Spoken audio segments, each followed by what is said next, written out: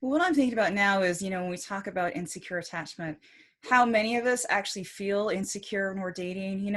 We feel needy. We don't feel like we're worthwhile. We don't actually even feel sometimes that we deserve somebody who's secure. We think, we need people just as broken as we are. And we are told that insecurity, that neediness makes us unattractive. It makes us Hmm. broken in some way. Do you think that's true? No, I don't think that's true at all. In fact, it makes me angry to hear that. I used to tour around the country, doing dating panels in different cities and working with different dating coaches, which is where I started developing an approach that I think really helps people date more effectively.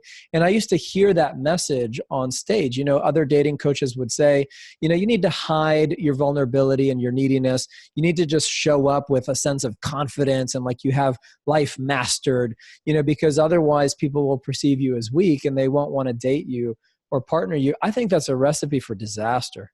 Now, if you're trying to go on a lot of short-term dates, then maybe it's effective in that regard. If you're trying to build a long-term, fulfilling, heart-centered, connected relationship, you're starting off on the wrong foot. One of the best ways to filter somebody and test them to see if they're really ready to show up in a relationship is to show some of your weaknesses and vulnerabilities and to be a real human being. Because when you put that out on the table, you find out whether somebody has the empathy and the skill to really show up and meet you there.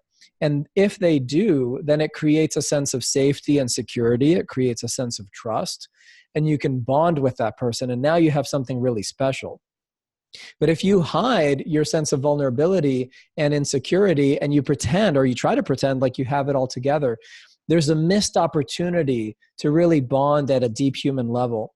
And the type of relationship you create is more superficial, doesn't really get to the reality of what it means to be human with somebody else.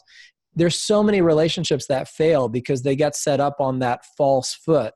And then that's not really sustainable. And eventually people's real self comes out and the relationship can't handle it. So it's better to start from a place of authenticity, I think.